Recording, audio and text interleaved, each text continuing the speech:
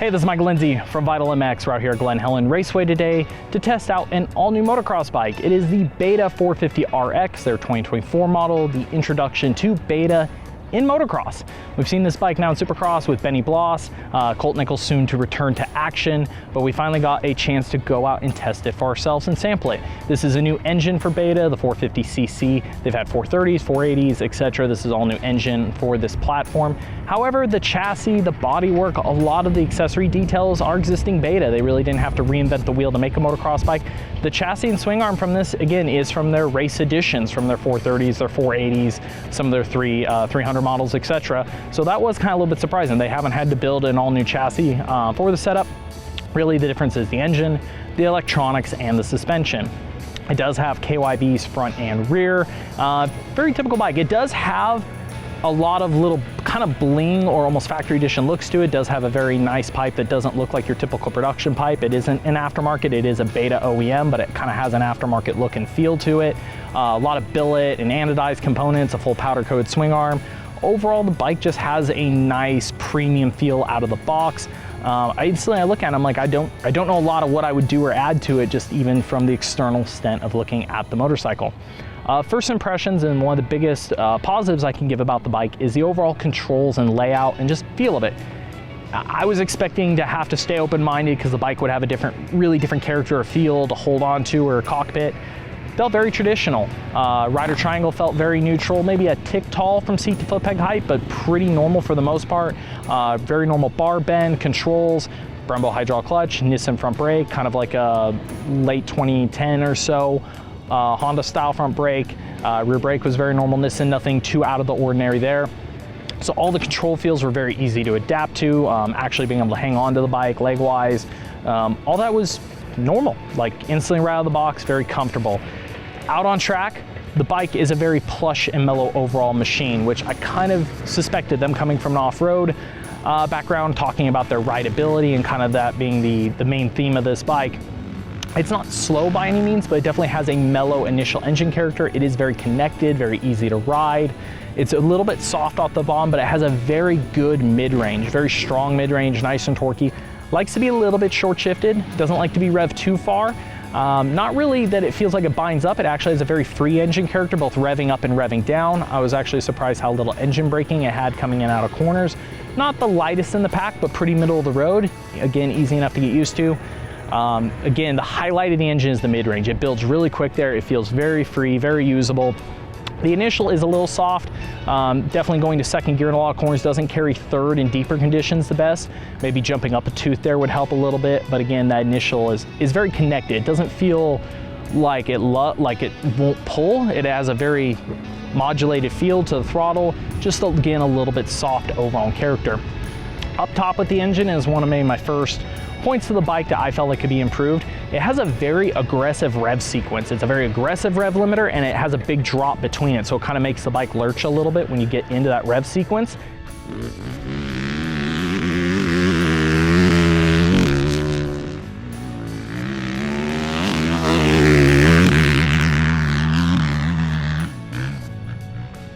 And it's one thing to catch it on a straightaway, but if you rev a little bit right before you land, that rev sequence isn't soft like some of the Japanese or even the KTMs are. It's aggressive enough that it makes the bike cut a little bit right before you land if you let it rev up a little bit too quickly before the tire touches the ground. So that is something I noticed that was maybe my first kind of like, okay, this could be improved. This is definitely something that isn't quite as good as some of the competition. The chassis is a very long feel. The wheelbase is very far back. It has a very long, stable, comfortable, soft character. The bike doesn't feel wallowy by any means in the chassis, but it's not as precise as, say, a Suzuki, a Honda, even where Kawi and Yamaha have set up their bikes recently. It doesn't change directions as quickly. It still follows the ground well. It still has good traction. It just feels a little bit more lethargic on turn-in. It takes a little bit more second to respond, so I felt like I was setting up for my corners a little bit earlier. But in your longer corners, your mid to long length corners, long rutted corners, it's very stable and it carries through very well. It doesn't try to climb out of the rut too early. We started at 103 sag, which is a little taller than I usually like to run, but I actually felt like it worked pretty well. The bike balance was good, a little bit softer in, so it's still squatted under traction. We started with a flush fork height, That again was very stable, but it did feel like it was missing a bit of front end load or traction on corner entry. I felt it wash a few times. So we went 5 mil on the fork. We basically brought the tubes up 5 millimeters. That was really good for your tight corners. It got enough weight on the front that it would initiate pretty quick, and it felt like I had good load on it. But in some of the longer corners, it felt like it lost some of that long corner stability. So I split it at like a 2 or 3 mil height just to kind of try that out. Overall though, even though the bike has a very plush feel, as we'll get into the suspension, it still has fairly good balance. It's soft on both ends, so it squats fairly evenly. It's a little bit pitchier than some of the Japanese bikes, but it doesn't feel like it's tossing too much. And with that, it actually felt decently playful under riding. It's a little bit of softer suspension setup. It has a little bit quicker rebound action, so it hops through bumps a little bit. It's a little playful. Biggest thing for me is I slowed down the rebound. It felt a little too active on the rear, like I was having to wait for the bike to settle after hitting bumps before climbing back into the throttle. So deadening it up to keep it squatted and planted was an improvement. Same with the fork. Fork would top out a little bit coming into corners, so getting it to settle down and stay there was definitely a positive. Again, a little bit on the soft side, but I didn't feel a huge need to go a lot stiffer. It was very comfortable, very easy to ride. Glen Helen was cool enough to let us ride here on a Friday. It's been very blown out for the rain. We had some sections were destroyed from the rain, super rutted. They had graded part of the track, so we got a little bit of smooth, a little bit of rough. It's just very comfortable. Even our guys watching just mentioned like the bike looked plush, but again, it didn't feel too soft. It didn't feel dead. One of the biggest compliments I can give it is a lot of modern bikes, I feel like you always find a square edge on a track that like jars your wrist a little bit. I never felt any of that on this bike. I never really felt like out of control or anything like that. Overall though, like I said, the performance on the bike just feels a little mellow, little plush on the suspension side, a little soft on the motor character, not as quick responding, but I think for a lot of people it would be a positive. Some of the standouts I would like to change. I do think, even though saying plush, I could still go a little bit stiffer and try to maintain that bike balance and work on that to be able to push the bike a little bit harder. Tires, we don't test with Maxxis a lot. I felt like I was struggling a little bit with the front tire on lean angle. I'm not used to the tires, to be honest. I don't know how much I'll put on tire, but I would like to try something I'm more familiar with, either a Pirelli or a Dunlop. I think would improve my front end character feel a little bit. I would like to continue to work maybe with clamp offsets, things of that nature, to try to find the right balance of stability and front end traction. I'd like to improve that front end planted feel just a little bit for tighter tracks, but still try to maintain the stability that this motorcycle has. Power-wise, I'd like to boost the bottom end. I love the connected character. I do feel like it could be a bit more. I'm going to second on it. Like I said, I would either bump it up a tooth, try to get a little bit more power character feel out of the bottom, get to respond a little bit quicker, because I couldn't carry third in some of the corners I could on a lot of the competition. Like I said, the mid-range is awesome. I love the mid character of this engine. I like how free it is. Top end's a big one though. That rev cut is a little bit annoying at times, just kind of where it would come in on landings and stuff. It's not like a bog, but it is enough of a little bit of cut and hesitation that it would catch me off guard a couple times. And the bike doesn't have a typical like Keihin ECU that we've seen, so I don't know what's going to be out there for aftermarket options yet. As far as I'm aware, there is nothing on the market, so waiting for one of those to come along I think would be really fun to get a Vortex or get and work on the mapping on this bike a little bit to clean it up all the way through the range, coax a little bit better top end character out of it, try to get a little bit of rev sequence out of it. I think would really complete the power character on this motorcycle overall.